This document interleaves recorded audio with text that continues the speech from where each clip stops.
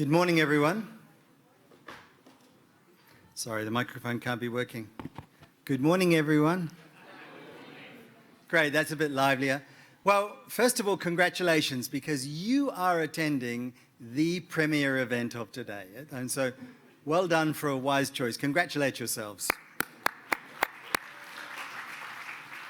Not only that, you actually have three sessions today packed into one, because this is about agroforestry for restoration. Agroforestry for restoration for livelihoods, agroforestry for restoration for climate, and agroforestry for restoration of environmental services. We've got a real special lineup of panelists and presentations. We're going to have two presentations, one from Peter Menang and one from Roland Kent, and panelists that are going to tell us a little bit about their work in Connect. And we've got a substantial section in the middle where we're going to have a question and answer session where you can interact with the panelists and prepare your favorite tweets and blogs and social media outreach. So perhaps we could start out with inviting the organizers and the panelists forward. Peter Menang, Rosa Dessar, Eric Patrick, Juan Pablo. I believe Horst Freiberg is not feeling well and not with us. No. And Camille Rebello.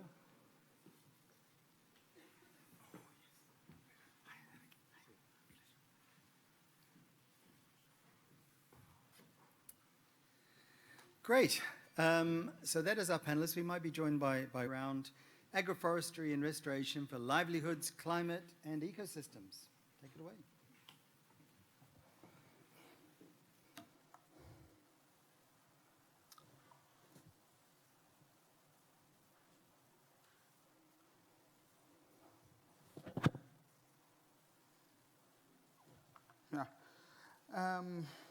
Good morning, everyone, and welcome. I'm going to try and have a quick overview of the potential. Thanks, Tony. Of agroforestry for in restoration of ecosystem services, with benefits for livelihoods and climate, basically.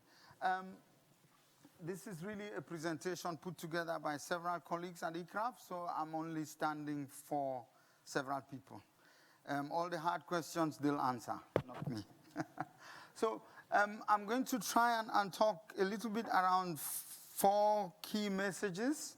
One being that agroforestry has potential to contribute to more than the 1.5 billion hectares of mosaic restoration. This is the number that was given to us by the GPLR assessment. And then we have I'm going to talk a little bit around examples from mining restoration in China and from restoration of Ngitili systems in Tanzania, basically as case studies for illustrating what potential benefits there are and how restoration can work. The third thing that I'm going to be talking about is looking at the fact that besides restoration of ecosystem services, there are substantial carbon benefits to the restoration through agroforestry globally. And the last thing would be that, even though we feel it really works now, for us to take it to scale, there are a number of challenges that we need to address. And those are the things that probably matter going forward. So, as I said, we really feel agroforestry, there are other potentials like in open forest and other kinds of restoration, but the potential for agroforestry really responds to the 1.5 billion hectares of mosaic restoration potential that exists based on this study. Just to be very simplistic, I know there are quite a number of extremely good, better agroforestry scientists than myself. Just to be simplistic, agroforestry basically introduction and management of trees in farms and landscapes for multiple purposes. That's a very simplistic definition. But it does have quite a number of systems where you have scattered trees in the system, just distributed everywhere. You have intercropping of trees within maize fields or other crop systems. You have home gardens, like what we have in Machakos or in Kerala, or indeed in Ethiopia, really around the household. And you have agroforest in sort of multi-story tree crop systems. And all of this, we are referring to this broad set of practices here. In an assessment that has been done by eCraft scientists led by Bob Zoma in 2016 in Nature Climate Change, you can see that agroforestry covers almost 1 billion hectares worldwide. And more than 1.2 billion people, are involved in agroforestry globally. That's a typo there. And the growth of trees in landscapes is really high. And we have between 4 and 7%, depending on what continent you are at. And you can see this is what it was in 2000 from the analysis. And you can see here that there is, in 2010, in a 10-year period, there is substantial increase in at least areas that have a minimum of 10% tree cover in agricultural lands. I'll then take you through, just quickly talking about, this is a mine, phosphorus mine in Yunnan, in China. And this is what it looks like once the mining is completed. And eCraft has been engaged in this area, working with the private sector, working with local government. And this is what you get 5 years after eCraft restoration through agroforestry. So that's what you had at the beginning. 5 years later, this is what you get with agroforestry. It is a tremendous transformation. It's really good restoration of multiple services. And then you have, within that, in the tree systems, you can see here we have mushrooms being cultivated under the tree systems. High-value mushrooms, highly economically viable, but also generating jobs and linking to the market. So we do have quite a number of multiple benefits. To your left, I think you'll see the multiple benefits that they get from that system and the sort of cycle in terms of planning on how you get there. Lots of things that you have. We also have a lot of nutrition dynamics playing out in this with the mushrooms and oils and fruits from the system. The second case study is the Ngitili example from Tanzania, where this was an area that was completely devastated due to cattle rearing and the introduction of cattle in that area over a period. And in it, it was decimated, and you only had 611 hectares of Ngitili in almost an area of 3 districts of almost 700,000 hectares. And in 1986. In 2005, they had restored 378,000 hectares by natural regeneration of the systems and with enhancement with a few more trees, tree crops and fruit trees and more useful fodder trees in the pasture system. This is what it looked like at the bottom when they started, 86. It was really bare land. You could see miles and miles away. And this is what, on the top, you see exactly what the current Ngitilis look like at the top. So there is quite an interesting transformation that happened there. And this is just a summary of what you get in terms of the livelihoods, the biodiversity, the ecosystem services benefits. Just to give you a few examples, when you look at the top, you realize the per capita income from an area that was almost zero was really per capita expenditure that the farmers had was almost 102 USD per year from almost zero. It was really completely degraded. And then you had the economic value was estimated in 2005 at $168 US. You might think it's small, but in the state in which it was, that was a huge huge transformation. You can note here that the carbon gains here. And now this area is a key focal area for RED in Tanzania. There are quite a number of RED pilots in Tanzania in this area. Look at the species gains.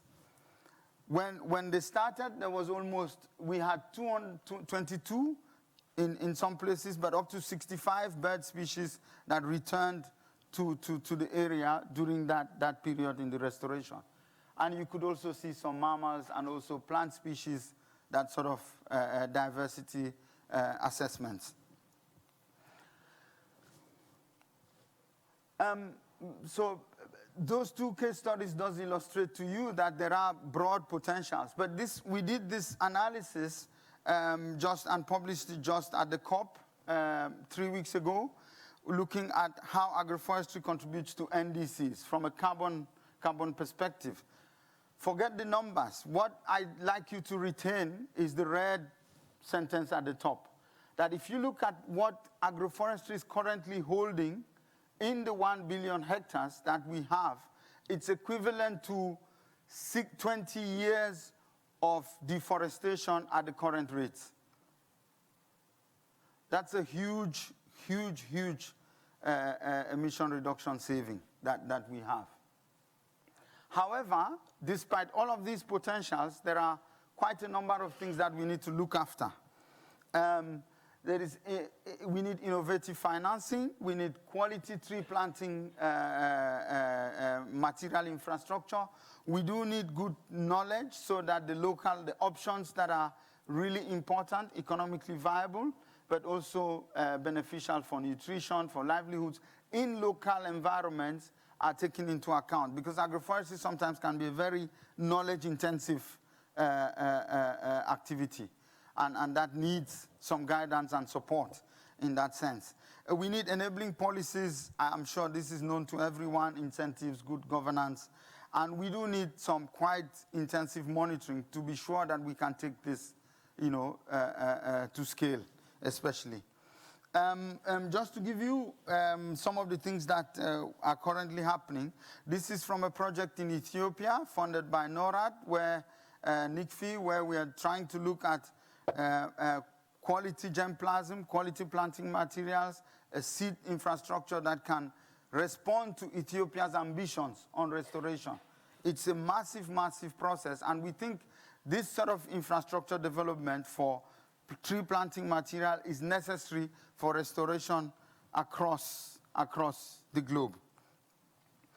In terms of financing, I know there are thousands of things happening in financing, but this is an example from our DFID project in Cameroon, where we are looking at using private finance, public finance, to leverage private finance. You know that in agroforestry, when it starts, it does take, in many cases, 3 years at least, 4 years in some cases, 5 years in some cases, for farmers to start reaping anything concrete in terms of economic benefits.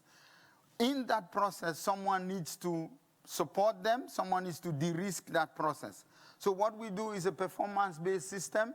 The graph to your right shows you that we don't look at performance at the beginning, we only look at reporting, and progressively we take into account performance in the later stages of the project. And then they are ready to go to the bank and with bankable projects for finance, or indeed to attract investments, as Rosa would tell you in a short while, because that's more Rosa's area.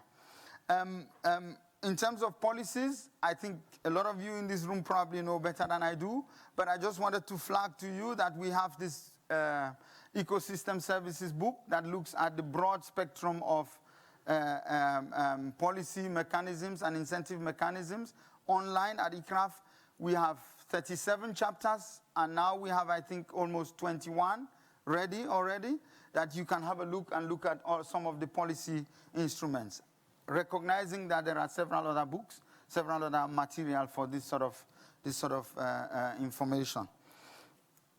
In ICRAF, we have the landscape portal, which is an attempt, one of those that looks at monitoring. It has a series of criteria that they look at very long-term studies, especially looking at soil conditions, land degradation, looking at biodiversity, land cover, and trying to bring that into a system that helps you diagnose and monitor the systems. The information there is quite interesting and useful. So without pretending that these things respond to everything, I know everyone here has so many other things, I'd like to thank you for listening. And these are some of my colleagues that contributed a lot to the presentation. Thanks a lot.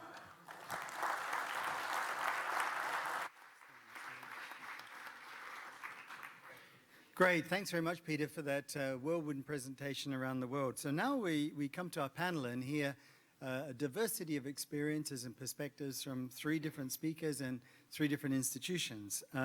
And we're going to start out with Rosa de Sá. Rosa is the CEO of FundBio in Brazil. She's a member of the Global Restoration Council.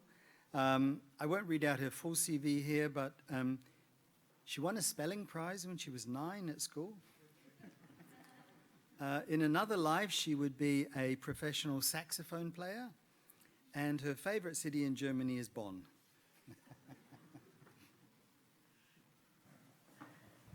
Thank you, Tony. I like your bio better than my own, the real one. Thank you very much for inviting me to this presentation. Congratulations, Peter, on the success of the project. It's amazing what you have achieved. And it's amazing how common things are. I work in Brazil, my experience in Brazil, the 5 points that Peter listed for scale are exactly the same in Brazil, the same gaps, the same difficulties, the same work that needs to be done. I will talk about 2, mainly that we are focusing now. Finance is always one of them. FundBio is a financial mechanism for conservation and sustainable use. And in the past, you had grants for biological conservation and loans for property producers, landowners. Things are beginning to change on both ends, which is great news. We now have grants that have the objective to increase productivity of small landowners, but they require a return in conservation and restoration. I will give you the money. I'm not lending you. I will give you the money to improve your productivity and to make more money in your property.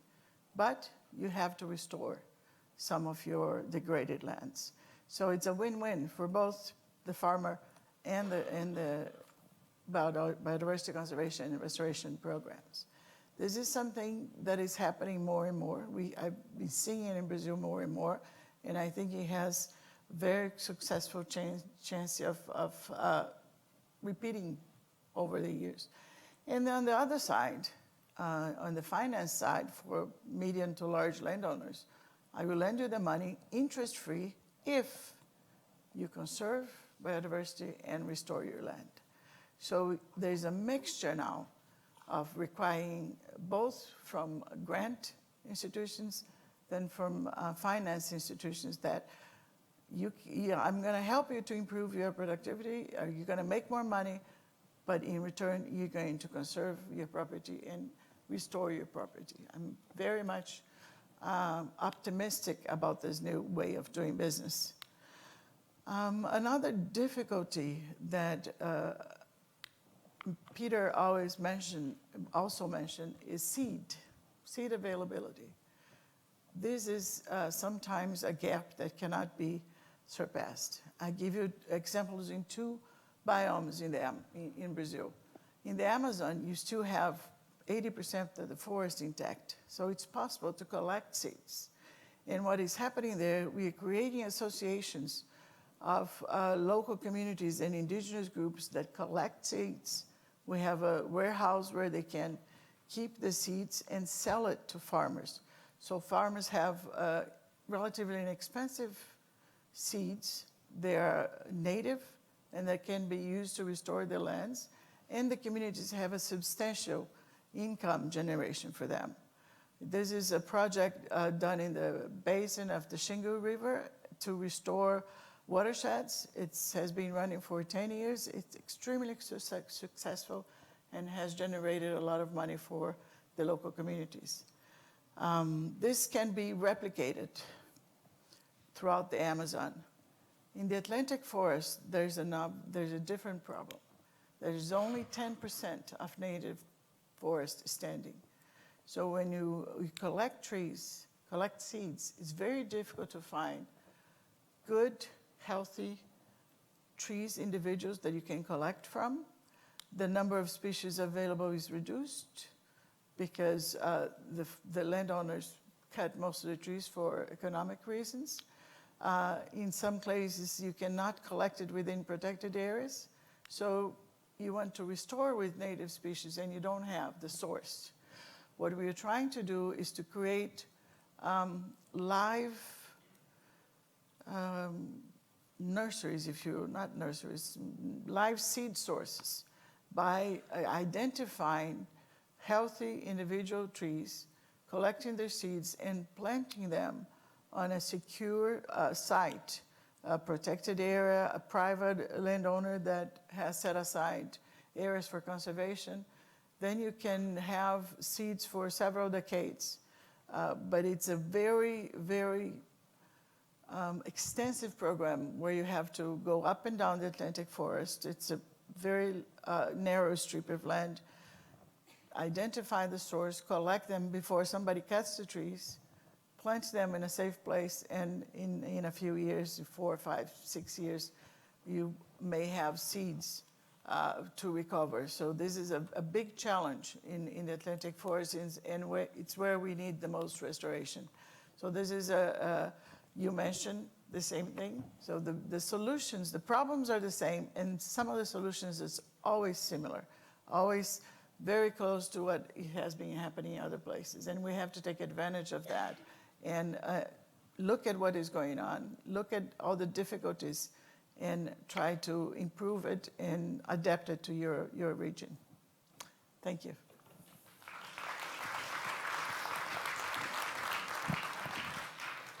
Wow, that's a very powerful message. If Brazil has issues and problems sourcing those, given the scale that it is, every country in the world must have.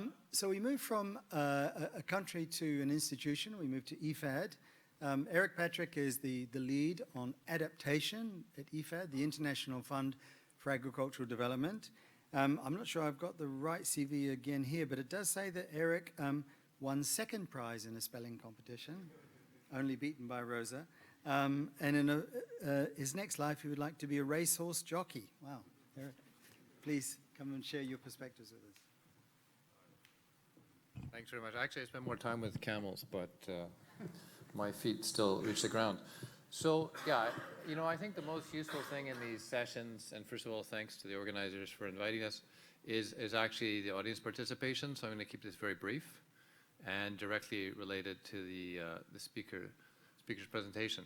So I just wanted to highlight a current program that involves ICRAF, involves biodiversity, just to mention the CG centers, where we're attempting to, working with Fergus, who's here in the room, and others, I can't see very well because of the lights. That's true, but he's not speaking yet. Trying to figure out how we actually operationalize this within, let's say, the institutional constraints. So we said, we looked at the country example of Brazil, and the speaker said, actually those 5 points were basically the same in our country, the land tenure issue, the financing issue, etc. That problematique looks a little bit different from an institutional perspective.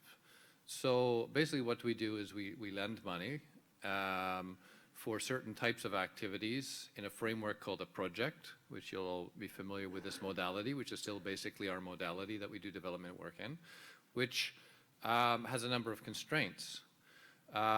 So, we were trying to think with this sort of modality, how can we address some of these process issues rather than putting them as risks or assumptions in the right-hand table of a log frame, right-hand column of a log frame. So this, I think, has to do with bringing a range of stakeholders in and having the right processes. And so this initiative that is Jeff funded, the Global Environment Facility, is called the Integrated Approach Pilot to Sustainable and Resilient Approaches to Food Security in Sub-Saharan Africa, with a focus on the drylands. It's just started. If you're more interested, you'll find brochures out on the tables out there. And basically the idea is to try to figure out, for these sort of multi-benefit approaches, which typically involve trees in one form or another, you know, what are the enabling conditions that would allow these practices to go to scale? So we saw the Shinyanga example from Tanzania. I mean, I've been hearing about this for the last 10 years. You hear about the List Plateau example from China. China is very particular. I'm not sure that can be reproduced anywhere else. So you hear a few examples over and over again. So it makes me start to wonder, you know, are there scale limits to these? And what type of scale? Is it? It has to do with this, a scale at which an institution can no longer work, which is a catalytic, comes catalytically with finance and technical. Is it a limitation in terms of an invisible border of culture, where suddenly, you know, you're going into an area where people value different things? Is it an agroecological limit? That's something that is more readily discernible, especially when it comes to something like agroforestry.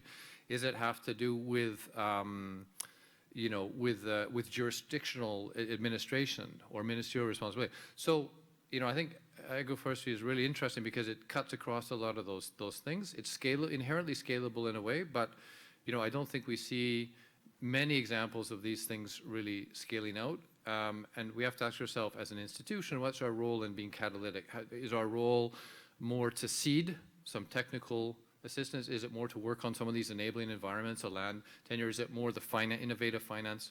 So sorry, let me put out more questions than answered, but I think, you know, it's really to stimulate this discussion. If you want to know more about the initiative itself, you can talk to me afterwards. Thank you.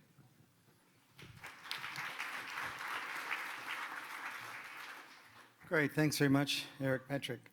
Which brings us to our third panelist, Juan Pablo Solis, who works for EVOS, the Dutch organization. And I was teasing him yesterday that surely he should have his name of Juan Pablo Van Solis, but he assured me that it's a pure Costa Rican name, and he's going to share some perspectives from EVOS on this. Juan Pablo.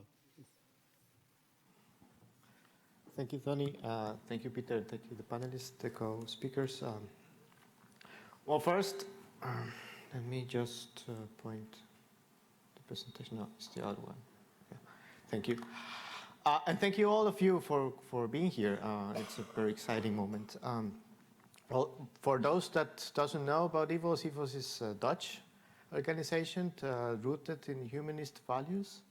So we work from the Netherlands in Africa, Asia, and Latin America to stimulate innovative responses to cope the challenges of the people and their landscapes. No? So our agenda is very much about working with people, organizations, and institutions to transform the livelihoods, the landscapes in a way that is inclusive and sustainable. And we do that through social innovation. We call it like that. It's actually working with front-run organizations, building strategic alliances, building this coalition of the willing, and having a strong political agenda connected to. So for us, it's very important to go from all this type of thinking that it's the value change approach per se only, that is very profit-oriented, into a more landscape way of thinking and positioning, in where people and planet, it's at the core of the activities. No? Tony was mentioning at the beginning that this session was about agroforestry restoration and payment for ecosystem services, agroforestry restoration and management landscapes. But I will say also that the session is about agroforestry restoration for the people. No? Because then it is very important to provide people with the key information so they can increase the choices for their own purposes and for the safety of their own livelihoods. No? And we do that through impact collaborations, and then the issue of financing comes in. We have, for instance, a structured platform of companies that is called the SAFE platform. You can go online and look for more information if you are interested in about. But we have taken the coffee sector, for instance, and one of the questions in the coffee sector is how to move from monocropping and non-shaded coffee systems into more shaded, robust, resilient coffee area, in which you can do both benefits. No? You can increase economic profits, but at the same time, you can increase the biodiversity revenues, the biodiversity benefits of such landscapes. No? So we have been discussing, and this is an interesting conversation because it started actually in the Global Landscape Forum about 3 years ago in Lima. What is the role of the business sector, the private sector in restoring landscapes? No? And we figured out that, well, for most company oriented to agriculture, sourcing is very important. And secure sourcing is also very important. How they are going to secure sourcing in the future. If you see the forecast maps of current patterns in 2050, current areas that are producing coffee or cocoa are not going to be very suitable. So this required an urgency to transform those landscapes or then to adapt to different conditions. And then agroforestry has these two elements. On the one side, you can diversify, increase your options, increase your choices. But on the other side, you can also be better adapted and manage the microclimate so people in their landscapes can have a more resilient land. No? So SAFE is a coalition of companies. We are working together with Ecom Trading, S&D Farmer Brothers, Starbucks, Curie Green Mountain, and many others. Companies committed to go 100% sustainable coffee in the coming years. They have subscribed themselves in something called the Sustainable Coffee Challenge that is promoted by Conservation International. So these companies are really committed too. And one of the things that in the discussion is, well, how we can then drive your investments in the sustainability and the resilience of coffee landscapes. So they are working together in coordination to analyze, for instance, landscapes in Nicaragua. They have a really interesting analysis of Jinotega, the region in the north, try to understand those barriers and those enablers to invest in the restoration, but beyond restoration to secure the livelihoods of those landscapes. Interesting things that are coming up in SAFE, for instance, is this question of, okay, I'm going for restoration and replantation, you know? Increase trees that are not coffee in my area, but what type of trees? So that's where research actually make a huge impact, because if we have, well, we are going to see it in a couple of minutes, no? Information about what are the type of tree species that are more suitable for climate adaptation, then we can provide that information to the communities, and then, as the lady before me was mentioning, giving the people choices about what options of trees can be better suitable for both purposes, not the business purpose, but also food security and climate change, etc., etc. So, a couple of key messages. Well, this is just a little bit more than just a landscape restoration per se. This is about people and the choices they are making in their own landscapes to secure their livelihoods. This is also from moving to do no harm to do good. This is very important. I think in the discussions I've been during these 2 days, that sense of urgency still needs to be raised a little bit. We have to move to do good, because otherwise these patterns we're going to not have a return. We also have to build agendas that are better rooted in the communities, empower the people so they can, with the information, make better choices, increase the choices, but at the same time working with companies to secure sustainability real at the core of the business. No? Not a nice example or a nice pilot, but really sustainability becoming something that is core of the sourcing patterns of companies. And we see that happening in the coffee sector, and we would like to have that also happening in other commodity sectors. Thank you.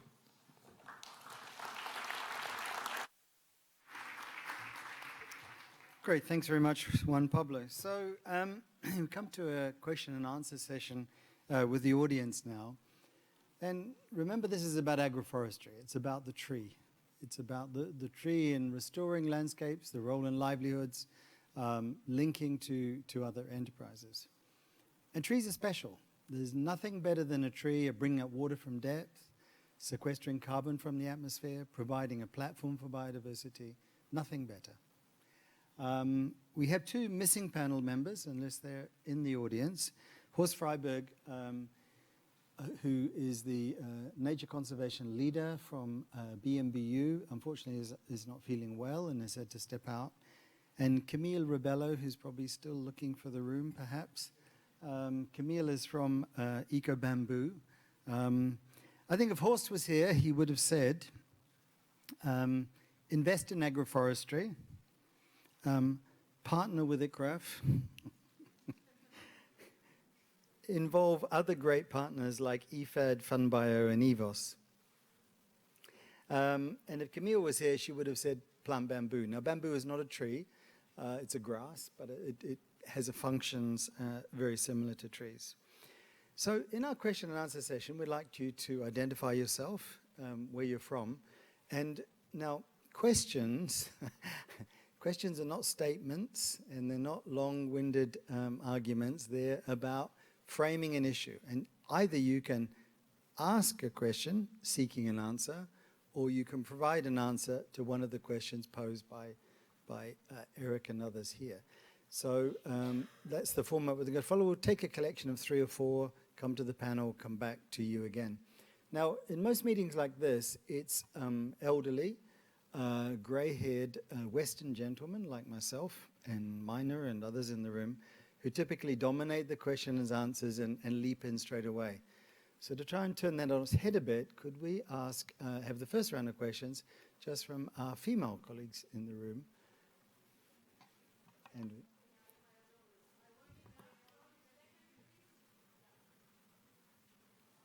Inge Altemeyer, independent journalist. I want to know how you can reduce CO2 with plantations. I don't understand this. Great, great technical question, to the point. Others? Hello, my name is Mar Moura from the United Nations University here in Bonn. Have a question to the person from HIVAS. In other partnerships in coffee production, what the private sector has done is to take away some of the risks in production, so to anticipate payments or to give insurances, because in this area, even with agroforestry, you cannot do anything if there is a pandemic of Roya or something else, and then the production is lost, and then it's not sustainable. So is this part of your social innovation? And second, do you also foster a local market? Because most of the people that produce coffee, they drink imported, very poor quality, soluble coffee. Mm-hmm. Great, thanks. For the ladies in the room, please. Okay. For the ladies in the room, please. First round only. Thank you. We'll get to the millennials in a minute. Hi, my name is Natalia. I come from Peru, but I'm doing in forestry. My name is Melania. I'm from... I think it's in general, but I was very interested on the initiative in Brazil because they were speaking about loans and grants.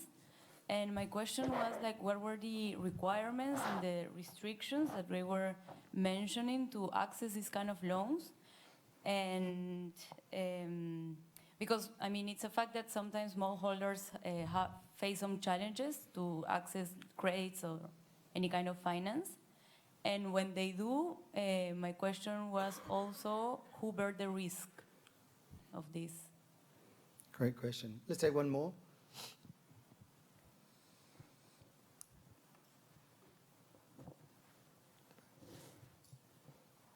Yeah, hello, my name is Rosana Proaño. I work for Condesan in Ecuador. And I have a question, maybe general, but maybe for the first panelist. I want to know, when we talk about agroforestry in the context of restoration, at what point do you consider that an area has been restored? And that has also to do with the objectives. I mean, what do we or do you expect to achieve with agroforestry in terms of restoration, in terms of rehabilitation of the functions or of the structure? And this question comes also because I saw the cycle of the steps after mining, how you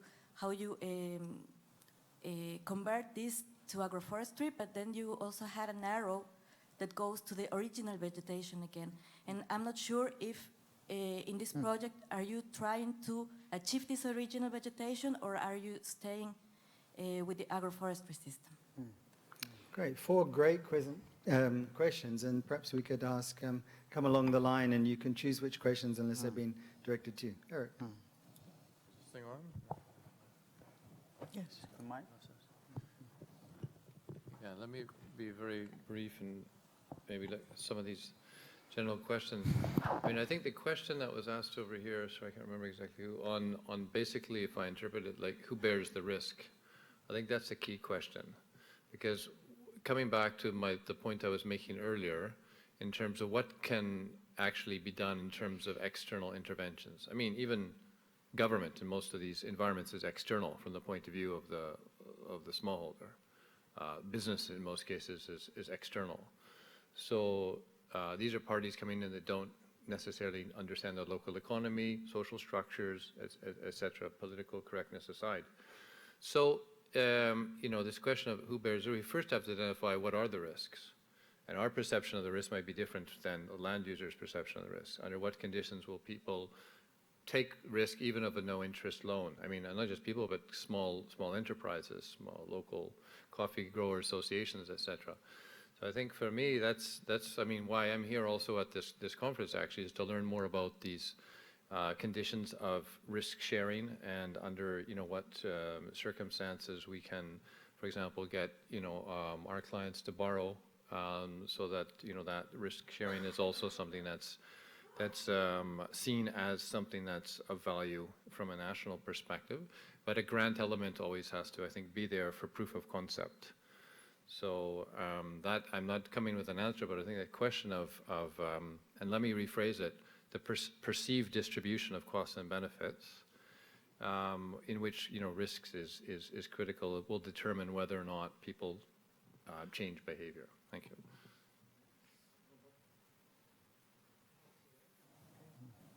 Well, I have 2 very direct questions.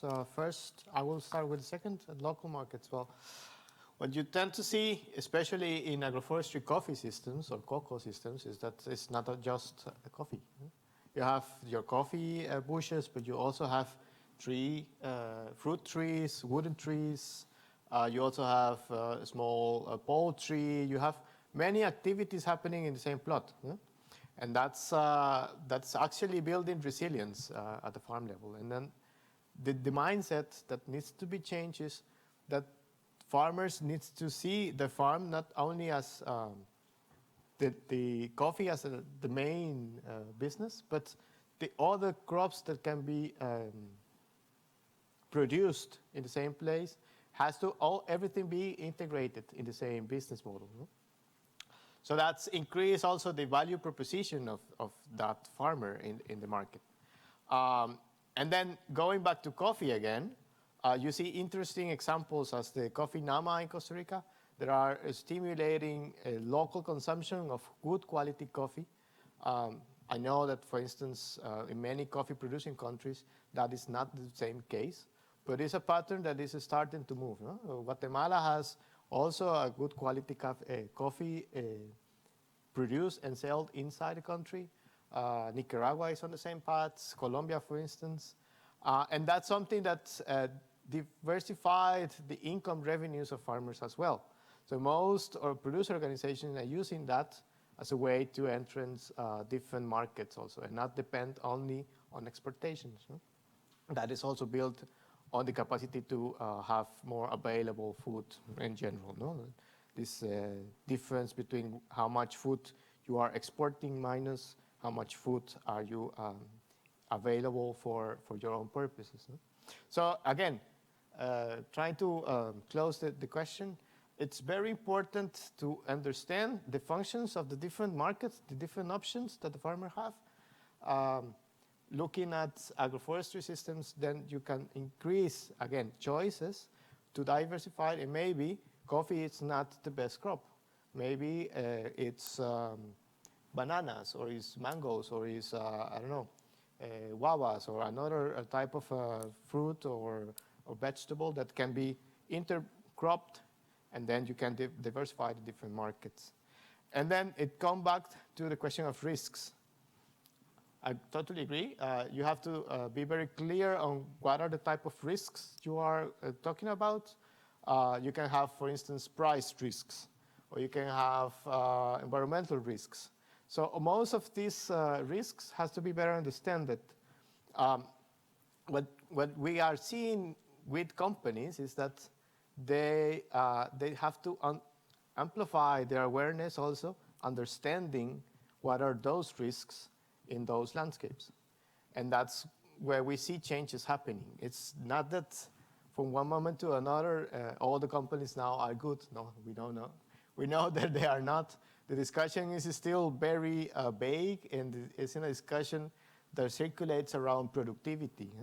Most companies are still considering productivity like the main driver, when we have to also position all the topics in the agenda, like diversification, like risk management, price risk management, like performance indicators, like youth inclusion, etc., etc. You have emerging topics that needs to be positioned in the agenda, and that's a little bit the role that we try to do through SAFE. No, it's not that all the companies are good or are doing good, but it's how you push the private sector from, again, do no harm to do good.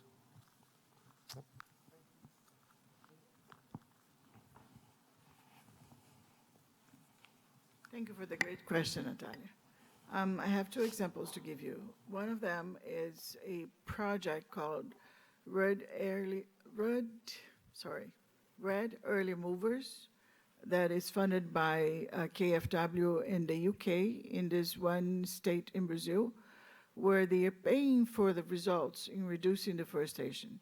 So it's payment for results. The first installment, they are paying for wherever the state has already decreased in its deforestation, reduced its deforestation. And the next payment will be conditioned to new reductions. So it's a contract with the state, but in order for the state to maintain the reduction in deforestation, it has to invest in landowners, right, in their activities. So they are providing assistance to small landowners for them to change their ways of planting, reducing the opening of new areas, so improve your productivity in your land without having to clear more land. You're reducing deforestation, you're making more money. So the risk is of not getting paid. The risk that the state has is not getting the new disbursements. There is a commitment of 44 million euros for the state. It's a very large state, 9 million hectares, for the next 5 years. The first year is already paid out because the reduction already happened. So it has to happen the next years for them to continue to receive the money. So the investment is by bilateral institutions. They are investing in reducing deforestation and reducing CO2 emissions. This is the first one. The second one, it's a loan also funded. It's a fund created by the government of Norway and other donors called N Green that It's invest in mid to large size farmers. They can get the loan. The risk is low because the farmers are usually wealthy. They have the advantage of getting an interest-free loan, but they have to return with conservation benefits and CO2 emissions reductions as well. So both of those grants and loans are funded by bilateral institutions with the objective to getting conservation returns and reduction of deforestation. Anybody's going to respond from the CO2? Okay, very simple. Plants to grow, they have to.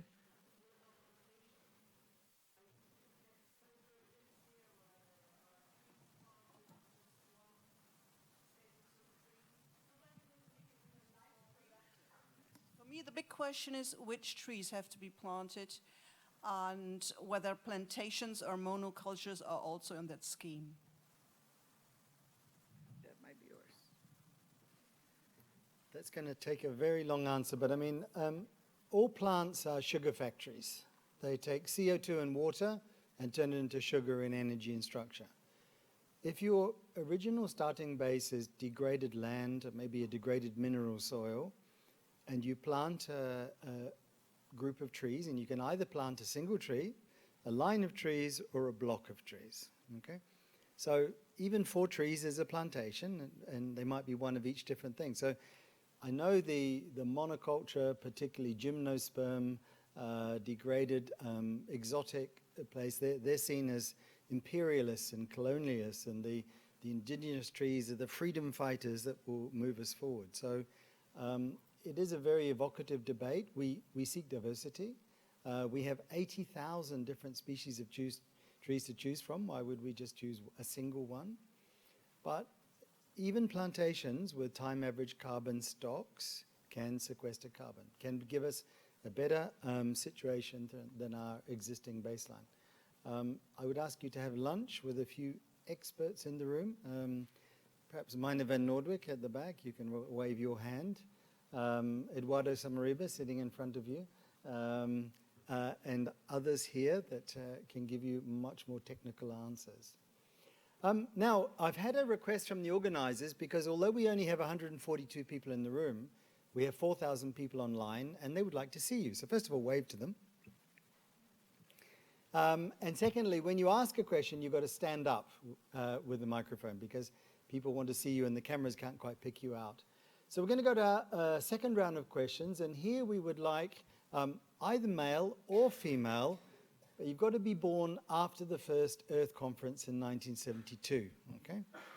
So if you're born after September 1972 and the first Stockholm Earth Conference, you can answer a question in this session. We'll get to the grey-haired gentleman in the third round, okay? So this is for not quite millennials, but you've got to be 45 years or less, male or female. Your questions, please. And I think the first gentleman who'd reserved a spot already is here.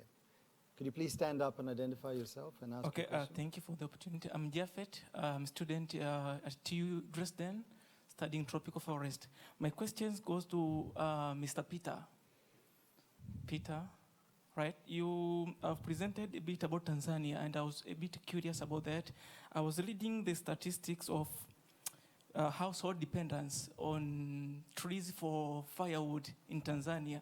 It goes to about 96% in 2015, and whereby 80% is from trees and for firewood and charcoaling.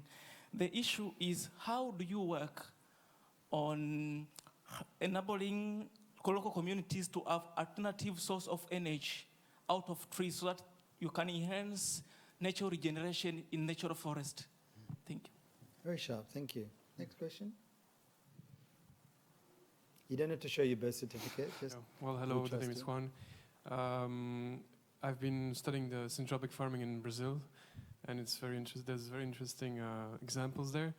And basically, I think diversified systems have proven that they're very interesting, but the main issue to me is market. So having a lot of different products is great, but you got to sell them, and the quantities are, well, reduced. So I don't know if there's like examples or showcases you could talk about that help understand how to sell better the product, or transformation opportunities or stuff like that. Thank you very much.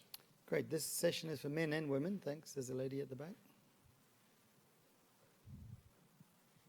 Good afternoon. My name is Siam Drissi. I work for UN Environment, and I would be very much interested in knowing more examples of financing. Peter mentioned in his presentation that there is a need for innovative financing, and our colleague from Brazil mentioned some examples of loans and grants. But like what I would be very interested in knowing is what is it that you panel members tried on the field, didn't work, and why it didn't work? Thank you. Great question. Thanks.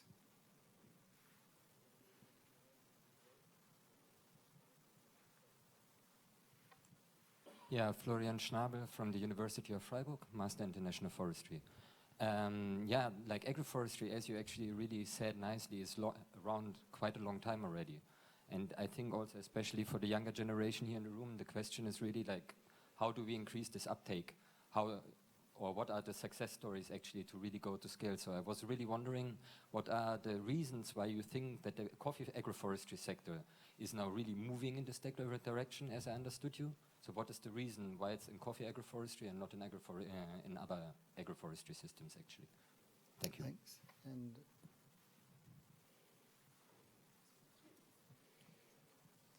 okay, I'm Majdi Abu Najm from the American University of Beirut. I'm a hydrologist and a modeler, and listening to those beautiful talks, I could see a major disconnect that I would like to highlight. So being a modeler, and I'm working on trying to identify what types of crops can work out with each other. One of the main inputs to my models are how much yields are, for example, affected by a shading coefficient. I can see that each one of the presenters is having a major data set that it would be great that if we can start throughout the dialogue like this to open up those data sets and put them up. For example, how did coffee react when you planted a tree on top of it? To me, this is a very valuable data set that I would like to see. And maybe if we can open up or make some sort of a standardized, particularly for financing institutions, to add more KPIs, more key performance indicators that are a bit technical, instead of having how much was the income addition, how much the yield added, or how much was the yield reduction from interventions like these. This would be a great addition to the science community, and maybe it can help bridging a major gap. Thank you. super, thanks. Another great set of questions. Thanks, really good questions. I'd like to go back to the lady at the back who had a question on the monitoring, the thresholds for determining success. I think it depends on where you're starting and what are your objectives. Because we think that depending on where you start, so if you take the mining situation, it's a complete decimation of everything, right? So it's then a question of progress and what you want to see. The question then would be, what are your indicators of restoration that you set? Do you set only ecological ones? How detailed are they? Do you set economic indicators for that? And do you set some sort of more social coherence, governance indicators? And these are all important depending on the context where you are. Our experience is most of the time, if there is no economic side to the story, if it's not viable on its own, it's unlikely to be successful. Then you would get a situation where you go back to that degradation because nobody's committed to doing it. So long and short, it depends on where you start from and the objectives that you set and the parameters that you set for monitoring progress. And it varies from place to place. So, but we can share some of that information later on what's been happening. In Tanzania, there are at least 9 publications that I know of that are talking specifically about woodlots within Ngitili and how you improve the Ngitilis looking at sustainable wood harvesting. So there is a lot of work going on with respect to that. And our Tanzania office can give you much more information, and other partners are also doing some work in terms of developing woodlots in Tanzania. The last question that I think is extremely important. We know Eduardo Somariba works from Katia here, works a lot on trade-offs between shaded and open coffee and cocoa. We know that normally when you have shaded coffee or shaded cocoa, there is a trade-off of almost 25%, 15%, between 15 and 25% in terms of productivity trade-offs, and that translates into a kind of trade-off on economic benefits, right? That's why most people won't do the shaded, because they get more from the open coffee production, right? Unless it's a traditional system. So there is some information on that. I agree that it's suboptimal and we need to do a bit more research, especially looking at combinations of tree species, shade management, and things like that. So Eduardo from Cartier, Pablo from C4 also works a lot on those stories, and Fergus has quite some information on that, and they can share that with you, those three gentlemen. Coffee offtake, I'll defer to maybe Juan Pablo, I think. Thanks. Eric, Juan Pablo, you want to respond? Yeah, well, most of tricky question went for me, which is good. Well, I'm going first to the last.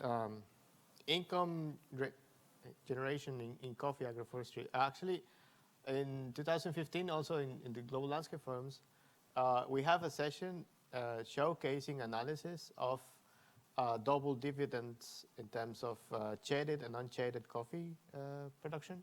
And the outcomes of that research show that in the long term, the balance make more profitable and more attractive for smallholders to have agroforestry systems, because this new different income streams that are more than just coffee. It is true, when you have more shaded coffee, then the productivity tends to go lower. But in the long run, it's more secure for the farmer because it has other income streams. And also, in the long term, having a tree provides a new market, let's say, that is wood in the long term. If you protect your agroforestry system, and in 20, 25 years, you can do forest management within your own proper management of your agroforestry plantation, and then you can sell that wood in really good markets. No? But again, this needs to be combined with understanding the type of markets, and also giving the farmers the proper information so they can choose what markets are the one that they are going to compete in. You know? Because they can go for certified, for instance, fair trade, rainforest type of niche markets, or they can go for traditional, conventional markets as well. But those type of decisions affect the conditions in the landscapes. So that's, again, the contrast in what are the decisions taken by the people and what are the consequences at the level of the landscape. And then why companies are moving from coffee agroforestry systems. Well, I think there's sufficient data and sufficient evidence that shows that coffee agroforestry systems are more suitable for climate change. And it's not just the coffee agroforestry per se. It requires a lot of attention, no? A lot of management, good, proper management, no? Soil management, microclimate management, et cetera, et cetera. But what you see is that coffee agroforestry systems tend to be better adapted to climate change and to biodiversity. You know? And then most companies are looking at that as a way to to secure the sourcing in the future. So that's, I think, is the way most companies are looking at this pattern. And they also committed themselves to sustainability. They have subscribed this letter of understanding to go for sustainable sourcing. No? So most of this sustainable sourcing comes from agroforestry coffee systems.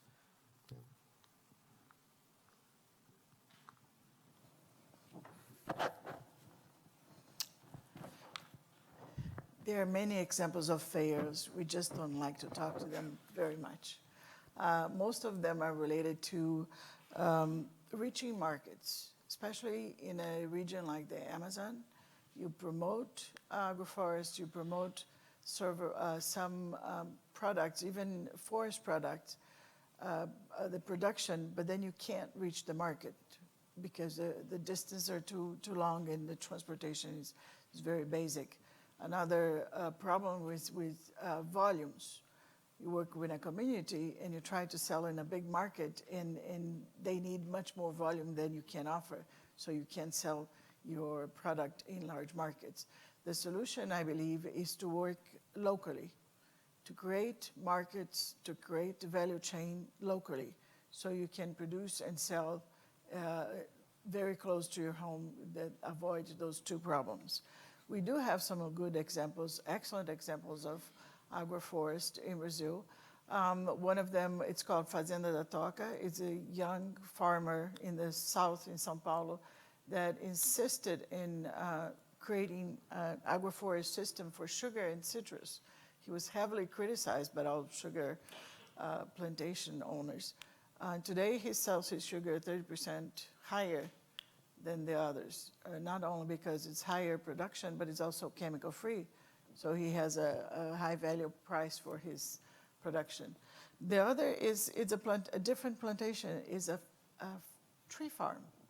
He plants in southern East Brazil 1,000 hectares of native trees. And he has a 14% return on his investment so far. And he's only in the first few years of the investment. So you can have successful in reforesting and agroforestry. So we're going to have one more round of questions. And Eric Patrick threw out some challenges to us as well, remember. He was asking some questions around, well, we see a lot of this boutique stuff out there in isolated cases. How do we take it to scale? How do we go beyond that proof of concept to proof of application to make much more of a difference? And so let's open it up to the dinosaurs in the room, like myself. But this is an open session. It's just that the dinosaurs get to be included as well. So last round of thanks. Now, gosh, Fergus.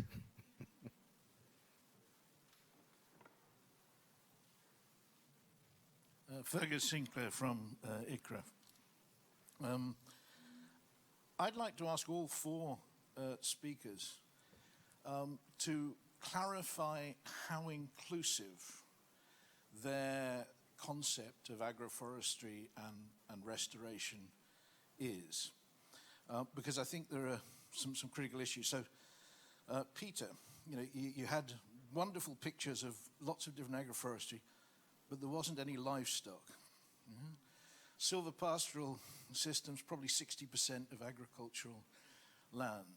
And that brings the issue of how important are the interactions between the trees and the other elements of the livelihood system in terms of delivering on the restoration agenda, rather than just the trees. Rosa, in Brazil, you were talking about critical issues in the Amazon, and there seems to be a really big issue about how you define agroforestry. If we look, for example, at the concessions in Peru, where agroforestry concessions give you title to land, what is defined as agroforestry then becomes critical, and not just at a national policy level, but in the regional regulations in the way that things come out. There was an interesting paper that Valentino Robiglio did recently looking at that, and what is legal and what is not legal being critical. Marvelous example of how to dress up a presentation as a question. Thank you, Fergus. We've got to move on, honestly. Okay, well, you kind of, yeah, thanks. Two other elements. Yeah, thanks. Others? Another dinosaur at the back there, Minor. Well, as we are challenged as dinosaurs, I'd like to get the response of the panel to recent work that suggests that multi-strata cacao systems are worse in terms of climate vulnerability than monoculture cacao. There was work done in northern Ghana. There's quite a debate in the literature now about what was going on there. But I think in terms of scaling up, it is, to me, the risk of taking an idea and saying, well, any tree with cacao should work, and sorry, in a dry year, it failed completely. So how can we avoid that these ideas are taken beyond and that we get negative results without complete understanding what goes on there? So I'd like to hear some comments on that. Thanks. Don't plant antiaris in a dry year in a degraded site, be the recommendation. Sorry, we've got to move on because we have one more presentation, a transition, and we'll have a last chance. And everyone is available for lunchtime discussions as well. So a quick response from each of the panel members before we move on to a launch of an exciting new agroforestry atlas. Let's start with Eric, because you were a little shy in the last round. Okay, so let me sort of address the question that you asked about scaling, but also to address this last sort of round of topics, because I think that we need to make an important distinction between the traditional research approach, which is coming up with an optimized system that's perfect, and is based on even participatory rural appraisal. We understand everybody's needs, etc. And to think about where are the existing opportunities, where are real people and real systems already doing stuff, and accompanying them to improve it. It's a fundamentally different departure point. And so I want to give an extremely brief example that everybody probably knows of in this room, which is the farmer-managed natural revegetation in the Sahel.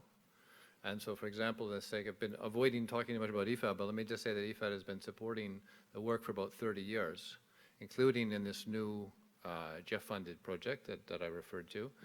And it's those sort of timescales that I think we need to look at to have this sort of transformational change, where things become self-scaling. The scaling becomes self-sustaining because it's no longer dependent on an external input. Nevertheless, to be realistic, we need to have time frames that allow for some sort of accompanying, be it by the government, be it by applied research institutes, be it by development banks such as ourselves, for much longer time frames than we probably imagine, because these are generational changes. I mean, sometimes literally it's only another generation that can think in another way, will do something differently. Policy change takes place really slowly. There was a policy change in the mid-'80s in Burkina that many people say was critical to the changes there. There were political level changes as well. So there was a drought in 1985, which was a crisis. Sometimes people respond to a crisis. There was observation effect. People saw what's happening in the neighbor's field. Oh, why don't I do that? It was low cost. The rootstock was already in the fields. People just let them alone, and they had to see that the productivity competition assumption was false. It wasn't an experiment. It just happened. So there are numerous factors that are beyond our control that we need to maybe observe, have a better idea of where stuff is already being monitored. Talking about this, I don't know what this atlas is about, but maybe have a monitoring system of where the elements of success are already there and start to accompany without smothering, as we often do, because we all want to jump on and be associated with a successful intervention and smother it with external intervention. So I think I'm talking about sort of an approach to development that is suited to these sort of longer time frames and these social processes which are inherently characteristic of tree crops. Thank you. Good. So I'd ask the other panelists to think about responding to Fergus and Minar's questions, also in the context of your closing remarks. But it's my pleasure now to introduce Roland Kint. We've got to move on quickly. I'm being told by the federal government is worried that So many people are watching this online that it's threatening the national bandwidth. So we're going to move quickly on to Roland Kent for a presentation of an exciting new atlas. Roland. Okay. Yeah, thank you very much, Tony. So let me see if the presentation comes up. So it's my honor and pleasure to present this atlas that we developed together with people from Biodiversity International, KTE, World Agroforestry, and HIVOS was involved. And the link that is there, that's where you find everything, the whole atlas. So what is it about? So I'm not going to go into the discussion again about shaded coffee and cocoa systems. So what we did, we selected 54 important shade tree species, 24 fruit species, 24 timber species, 8 soil fertility improving species that are used in this multistrata shaded coffee and cocoa systems. We used the latest available data on the climate change projections, now related to the highest predictions of what climate change would be. That's called the RCP 8.5, and then the RCP 4.5. That's an intermediate scenario. Again, I'm not giving the details. I actually want to invite you now to go to the website and actually to read the atlas. So everything is there. So we used a rather sophisticated approach of ensemble suitability modeling that's available in freely available software that we also developed. And you can see the last bullet. So we used the criterion to deal with the variability among these global models in predicting how climate would change. So how the atlas looks like itself. So we have one page in the atlas that shows the current, the baseline suitability of a species, complemented with a lot of information on what we call the functional attributes of species. What products you get, etc.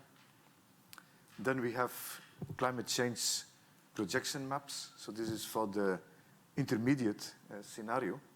I'm also quite proud to say that one of the reviewers was our regional coordinator from Latin America.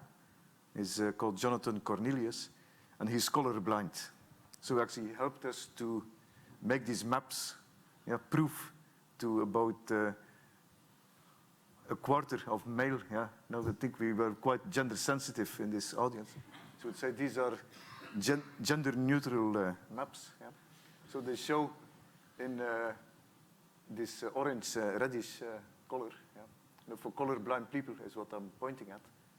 So they show areas that are no longer suitable, in this case for avocado. There's a subtle change, it may seem, but actually quite fundamental in terms of area. When you go to the most extreme predictions in terms of climate change, and actually, I don't know if you saw the latest predictions, actually they think that they have to adjust the models. Actually, we may be more in this scenario of the 8.5 watts per square meter, rather than the intermediate scenario. So moving on. So now we're working on some further analysis and practical recommendations to the millions of farmers in Central America that use these shaded coffee systems. So we looked also at predictions for coffee and cocoa. So the predicted effects of climate change on coffee are a lot more dramatic than the effects on cocoa. So, and actually, in many cases, it seems from our modeling, actually that cocoa may be an alternative to coffee in many places. And then we overlaid this data then with the climate change projections for the shade species. I can see, go back.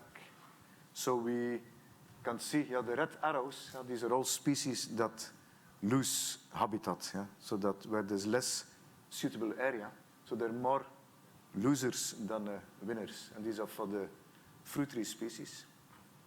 But the story is also positive in a way, that both looking for coffee and cocoa, so these were areas are predicted to remain suitable in the future. There's still, most places, a high diversity. The scale is from 0 to the 54 species. There's still many areas now where you have a high diversity of shade tree species that can be planted. And similar also what Juan was saying, that even in areas that are no longer suitable, now there are no possibilities for alternative systems. Now we have timber, fruit, other types of species. I see Tony is trying to push me. So I just want to take half a minute of a commercial break. So just to highlight some of the other tools that we developed now in the context of restoration, planning, etc. They're all listed if you go to the website of this session. Also, we listed all the links there. But they involve tools to select, promote sustainable seed systems in support of restoration. And I'm happy that seed was mentioned. We have interactive maps for Africa, now that we would like to expand to other areas. We're quite excited now in some projects we do with IUCN, now that we have developed smartphone applications that now people that never were online, now all of a sudden, now they have an app that can help them to select what we call the right tree for the right place, etc., etc. Actually, I didn't have enough space to put all our tools there. So I would invite you to go to our website, go to the links, contact me, please. And this is the last slide. So I just want to acknowledge thank again all my co-authors, and thank all the collaborations and donors that we have. So please go to the website.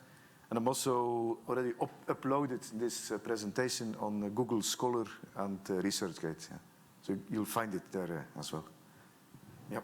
Thank you very much. Great.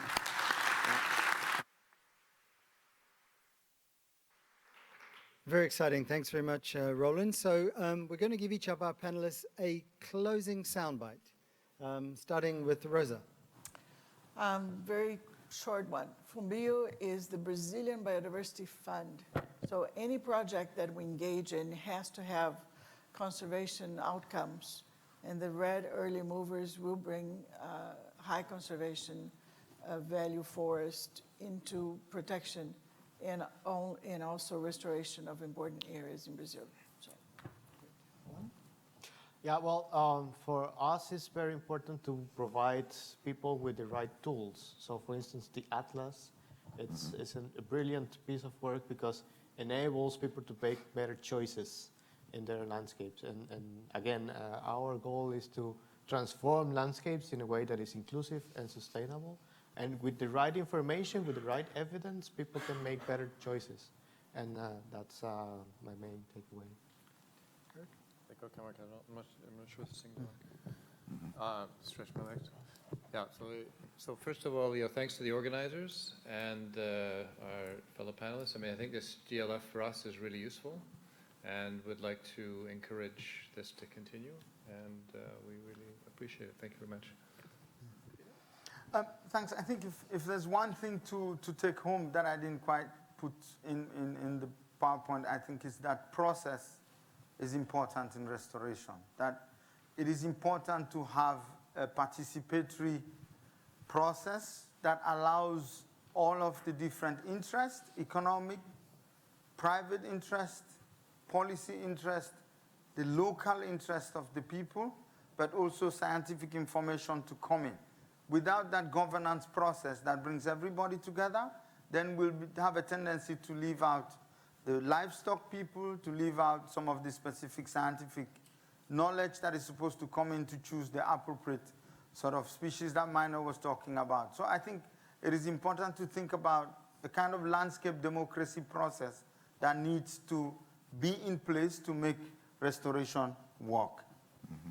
Great, thanks very much. So before I ask you to show your appreciation to the panel, there's some very exciting questions that have been framed here today that we need answers for. And a selection of 5 that I picked out from both the presenters and the audience were, how do we know when a landscape's been restored? What are the metrics we're using? What are the risks and how do we share, manage, and minimize them?